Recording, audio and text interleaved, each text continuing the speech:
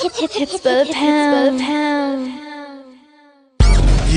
Yeah, this is how we do it in the Central Coast, man. We got 40 ounces, Old English, rag tops, 6'4" Impalas, and bikini girls, man. This is how we do it on the West Coast. San Diego, San Francisco, Los Angeles. But don't forget about the Central Cali, man. Please don't forget about the Central Cali. Yeah, get 'em. It's another sunny day in the state of California. Low rider palm trees and G's that put it on ya. This ain't a negative, we speaking ebonics. Rank talk, candy paint on D's with hydraulics. Baseball hat with the sticker on the brim. Don't let the shine blind your sight, cause things can get grim. But I'm not here to talk about banana clips and guns. We're going back to Cali and we're gonna have some fun. A West Coast domination. And welcome back to Two-Faced Entertainment Podcast. I am your host, Fred Segura, out here in Monterey County, also known to the world as the Salad Bowl, also known as the Salinas Valley. To the people in LA, we are north. To the people in San Francisco, we are south, right smack in the middle. Best of both worlds. Don't forget about the Central Cali. Anyway, folks, we are here, and today I'm here to just talk about the Street Connect documentary that I filmed back in that was released in 2011, but I started filming it way before that. Anyhow, let me get down to the core of things. I had started shooting the film. I knew what I wanted. I didn't know what direction to go in yet. But what happened was, around that time, once I had started shooting already, my mother got ill at the time, so I had to stop shooting for about a year. So it took a little longer than what was expected. A lot of artists that I filmed did not have the full understanding, like, and a lot of people believe that because you shoot footage, you shoot a film, whatever it is, they want it out the next day. Well, this took 14 months of editing myself. I myself did it, so it took a long time. A lot of people, that's not even me no more. You should redo my interview because whatever. What these artists did not understand was that I captured a moment in time that would never be again. It would just be a memory had it not been for that film.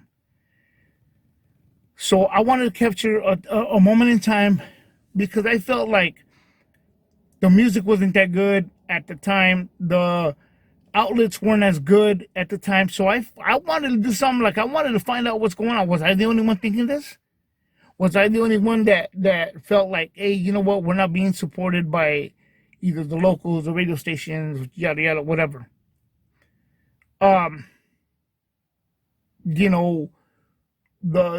Was I the only one not believing all the bragging of all these rappers saying they were doing this and this and that, and and come to find out during the process of the film, I quickly realized that we all had the same story. So it was just, how could I tell you, like when I put the camera on somebody, it was like everybody became an infomercial. Oh yeah, check me out. I let them get all that energy out, right? Then I calmed them down, then be like, okay, check it out, bro. Tell me your story. And then I asked the questions that I wanted to ask, that I wanted answered. So with that also, guys, I was able to not take nobody's words out of content, but yet be able to connect this person's answer or this person's answer and sentence and finish it with this other person, because everybody pretty much had the same story. Hence the name Street Connect. Now, where that title came from, shout out to the homie Young Gun out of Salinas. He and I and the homie Dan Grand, formerly known as Doom the Original, and shout out to Smuggler. we did a track with Yuckmouth of the Loonies, and we titled it Street Connect. Hence, that's where the name came from. So when I started to shoot the film, that was the thing of like, okay, the streets is telling you the story. So it's one story being told by everybody because everybody had the same story. So hey, why not have everybody in there? And then I went as far as like up into the 209 area. Just traveled everywhere, and really all independent artists had a similar story. You know, those of you who want to check it out, the link will be in the comment below. Please feel free to go check it out. It's free right now on YouTube, guys. Enjoy it while you can. I don't think I'll be taking it down, but for whatever strange reason or whatever, it has to come down at some point. Hey, it's going to go down, so take advantage of it now if you're all intrigued to see it. Anyhow, it's only an hour long, guys, and people say, "Oh, now, bro, come on, do that, bro. You spend a lot more time like that on social media, so knock it off." Anyways, so I just wanted to go out there. I wanted to film something, not for the glitz and glamour, not for the, oh, look at this. I had some artists be like, hey, you know what? Can you follow me? Because I'm doing like a little tour and I'm doing this. Hey, bro, you know what? It ain't about you. And I'm not about to try to make you look better than anybody else on this film. You know what I mean? So I ignored a lot of artists as well too, because I was like, nah, bro, I'm not trying to go there. I'm not gonna do that. I'm not gonna feed into you to where I'm working on a project to make something happen and maybe unite us and get us all on one page. And I'm gonna go and shoot this footage of you because you're gonna be around people, whatever, and you want me to shoot that, which is fine. But I'm not gonna allow you to treat me like some fanboy. So rather than get into an issue that would probably not end well, I decided to ignore it and decided to disregard a egotistical artist. Straight up. So anyhow, I just felt it could have did a lot more. A lot of people at the time when that happened, there was somebody else that got on national television. People gravitated towards that rather than to push the film that was about them. So, and that's all good. I mean, I'm not trying to hate. I'm not hating at all. That has nothing to do with it. But it kind of left me with a weird feeling of like, hey, wait a minute, dude. Like, wait, you're gonna jump on somebody's coattail feeling and try to be their best friend because you feel that that person's going to get you in through the door into the entertainment world. If that person was chosen out of whatever amount of people, he needs to get his first. Leave that man or woman alone. Let them go get theirs. Worry about yourself. You got to put in the work now to do your stuff. If the limelight is shined to our area, you got to step it up to the best of your ability to make it happen and get recognized, not jump on somebody's coattail. That's just how I see it. So to me, it was more like, well, I would push something that I was a part of rather than to be cheerleading on for somebody else that's already pretty much got the world cheerleading on their side. You know what I mean? And that's wholeheartedly my whole thing. My whole thing was I messaged this person and I said, hey, bro, don't look back. Move forward, bro. Look back only if it's worth it. But just keep moving forward, bro. I want nothing from them. I'm not going to get into the dynamics of what happened from that point. But it wasn't good. But I could stand here today, still, years later, as a man, and be like, I'm proud of myself. I didn't fold. I didn't act up. I didn't, become a cheerleader. I stayed in my lane and I did me. Bottom line. So, in shooting the film, when it came down to it, I sent it to a friend of mine who who uh, um, worked in the newspaper, in the local paper. He saw an early screening of it, and he gave me a call back. He says, "Fred, your film needs heart. It doesn't have, it doesn't have heart." So what I did was I went back and I did I looked for somebody that I could follow around for a little bit to give the main core of the story. You know, unfortunately, everybody I ran across had the same typical stereotype story. Oh, I never met my dad. It was just me and my mom and my siblings. I was the oldest one. I was out there hustling. I did this and this and that, and I'm trying to make it out for my moms and my family. Okay, cool. Uh, Beautiful story. Okay, cool. Granted, my heart goes out to you. Fine. Hey, we all have our own struggles. You know what I mean? So, but I didn't want to fall into that cliche category of like, oh, it's a stain, because it would bore somebody watching. Like, oh, this is like whatever. So, a week later, I called him back and said, bro, I couldn't find anybody, dude. I couldn't find anybody. And he says, Fred, you. And I was like, what do you mean, bro? What do you mean me? He's like, bro, you have a unique story. And I'm going to be transparent. He said, bro, your mom's in a coma, dude. She's been in a coma for a few years now, and you are still out here trying to make it happen, like trying to do something, And I was like, well, dude, I go, but I don't want to be a part of, what I mean? It's kind of like, it's my film, and hey, look at me. I'm feel sorry for me. It wasn't about feeling sorry. It was, to me, it was more, now, at the time, I like, that's my thought. It's like, dude, that's my personal story. I don't want to share that with the world.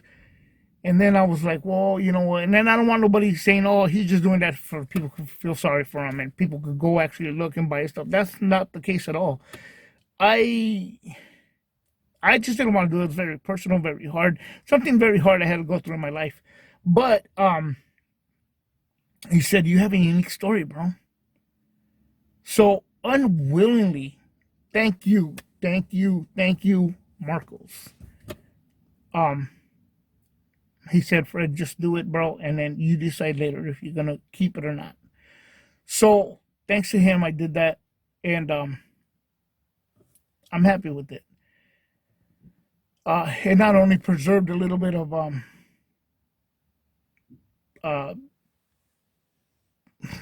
just those last moments, you know, but it helped. It helped in healing. So anyhow, from that point, I just went and had to recut the film, had to redo the intro, and went from there. And that's what the film became like. When you see the beginning and the ending, where I'm in telling my story about it and tying it all in together. So, for those of you who haven't seen it, those of you who have seen it and maybe had a different thought about it, that whatever you get out of it, hey, I respect it. That's what you got out of it, and that's fine. The original perspective coming from the the filmographer, the director, the guy who made the film, the editor, etc., myself, that was not the intent. The intent was to build a story and say, look, no matter what you're going through, you follow your dreams.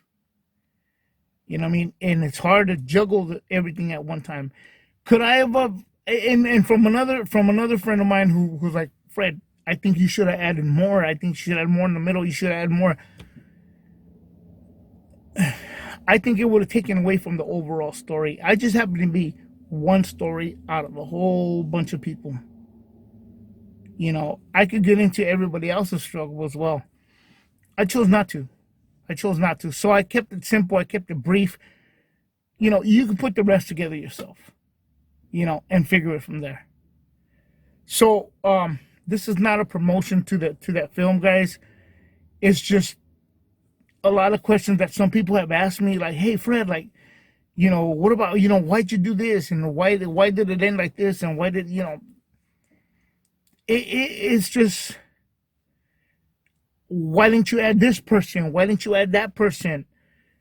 For one, it's time. Second of all, I already had the story, and it wasn't about a promotion to highlight your homie. And if I didn't get them, maybe I did reach out to them and they declined, and or they wanted to be shown in a different light. Like, no, look at me. See, I'm better than anybody else out here. I'm doing it. I'm making it happen. And I wasn't about to have that. I don't like that. You know what I mean? I don't like that, and I don't want that in my film as well. There is a blooper video on YouTube you guys can check out with some of the bloopers on there. But I had fun, man. I had fun filming. Got to meet a lot of great people. A lot of great people who are still friends of mine to this day. My intent was not to make anybody look bad, not take anybody's answers and stuff out of content and try to make it my story, you know what I mean, in the sense of how I feel about it. It was just a mesh of everybody telling one story in the underground movement in this independent music world, if you will. So, so anyhow, again, I mean, like I said, we did the, if I haven't mentioned, I'm sorry, guys, I'm going into a whole lot of stuff here. I'm rambling on, and I'll cut this short. Young Gun, Smuggler, Dan Grand, formerly known as Doom the Original, and myself did a track with Yuck Mouth. We titled it Street Connect. That's where the title came from. Later on, there was another individual who would work with us. We had a falling out, if you will, whatever. He went and took, Street Connect. He tried to kind of push it towards his thing, but it was like, whatever, bro. That's like that. To me, it's like whatever. If I see him in the store, we talk and we're good. It's whatever. You know what I mean? It's water under the bridge. But to me at the time was like, bro, you are you're a knockoff version. You're not, you're a knockoff version. You're not the real deal.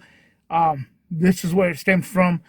Those of you in question about it and want the proof, if you have my album, when I went under the name Gemini before, it was the album's Casualties of Life, second track, Street Connect featuring Yuck Mouth, Young Gun, and etc. etc.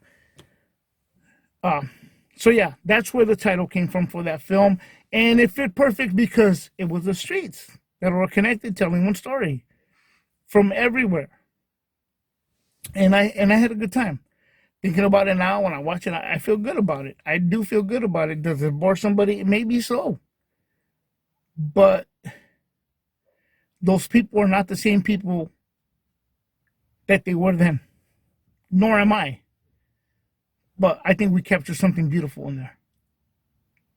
As far as the music, as far as the drive, our mentality, and we've come a long way since then.